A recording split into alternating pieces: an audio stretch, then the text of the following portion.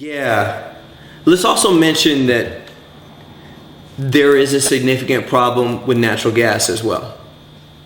And many people who've looked at the natural gas issue believe we're headed into a period, at least in North America, and perhaps a little bit later in the world, but we're headed into a period that's going to be where natural gas is going to be much more scarce than it is now. There are people that believe, and there seems to be ample evidence that natural gas has peaked already in North America, and because natural gas is much more difficult to transport, we need to more think of it regionally than we need to think about regional supply as opposed to world supply, at least until a whole set of new infrastructure is built, which a lot of people don't believe there is enough natural gas to justify the building of a liquid natural gas infrastructure, which would cost billions of dollars. So both natural gas and oil are used to heat people's homes. In the East Coast of the United States, people use a distilled product called heating oil to heat their homes in the winter, and is actually quite crucial there because of the temperatures. They're also in the East Coast and also throughout the rest of the country, there are a number of folks that use natural gas to heat their homes and who actually need that natural gas to provide a habitable situation. We've seen a situation come up in the last several months with the hurricanes, and specifically Rita. Although it was downplayed in the media, it took out about 110 drilling rigs, as well as some other key infrastructure, specifically to get natural gas back to the shore. So we're going to be coming into a period when the prices of natural gas, and most likely as well heating oil, are going to be going up quite a bit. So it's not necessarily just thinking about oil, but also these other products that are used and are important for heating people's homes. So what does that mean for the average person? Well, it means that there's going to be higher prices and less availability. We already are seeing major problems for people on the margins of the system. And we can think about, if we want to look in the US, there are a lot of people who won't be able to afford their heating oil or their natural gas this winter.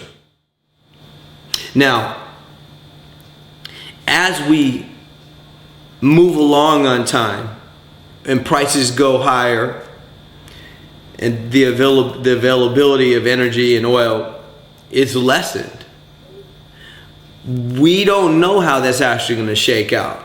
But one thing that we can say is that with a market-based system, the energy is going to go to the people that can pay for it. So I can imagine a scenario where the folks that have access to energy and are able to continue their lifestyles are the ones who are very well off now, and that people who are on the margins or maybe even the middle class are going to have to really downscale or power down their situation such that they're much less dependent on energy. I actually believe that there's going to be a lot of sorrow in the world due to the mass dispersion of people. Seems to me that we've dispersed more than ever, basically chasing paychecks. People move all the time for jobs, and they're not necessarily moving from within a county or a general area. We're talking about moving across the country or even across the world these days, and people are so spread out. It's hard to find, at least people in my circle, a family where everybody lives near each other. It's very, very rare. And if I look at my current situation, if I say, how many friends can I walk to? We're talking about less than a handful. Well, I'm excluding my neighbors. My neighbors are my friends because we live right next to each other. But if I'm talking about friends that I've had for a long time, people that I've had heart connections with over the years, very, very few live within 10 blocks of here, if even a couple miles.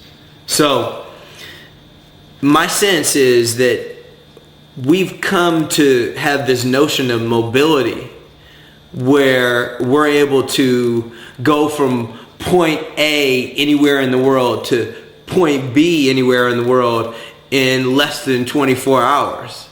And most of the time, less than 6 hours. So we can get up in the morning in San Francisco and be in New York for dinner, party in New York, get up the next morning and fly back to San Francisco and have lunch with a friend. So we've got this arrangement going where we believe that it's this small world. It's a small world. This is ingrained from childhood. I mean, think back to Disneyland. Most people have been there, and you go through the little tunnel and the little mechanical dolls are singing, "It's a small world after all." And that gets built upon as we go through life and we meet people. Serendipitous encounters that are probably statistically ordinary. We meet people and we say, well, who do you know? And they say who they know, and they say, well, I know so-and-so, and all of a sudden you've got a connection. Like I said, it's statistically ordinary in a world where people are zipping around in cars and in trains, automobiles, planes. In that world, you will run into people and it will seem like, oh, it's a small world. But it's only because we're able to have this hyper mobility that's completely dependent on fossil fuels, that's completely dependent on oil. So what's going to happen when there's much less oil? Well, it's no longer going to be a small world. The world is going to seem a lot bigger. And the problem here is going to be that people are so separated. I'm worried about people being stranded on the other side of the country, or in a different state, or even in a large state like California, southern and northern California. Huge difference in huge distance between us, and that distance which we're used to traversing in such a quick and easy manner is going to seem very arduous in the future, in the energy scarce future, in the energy constrained future. Let's talk a little bit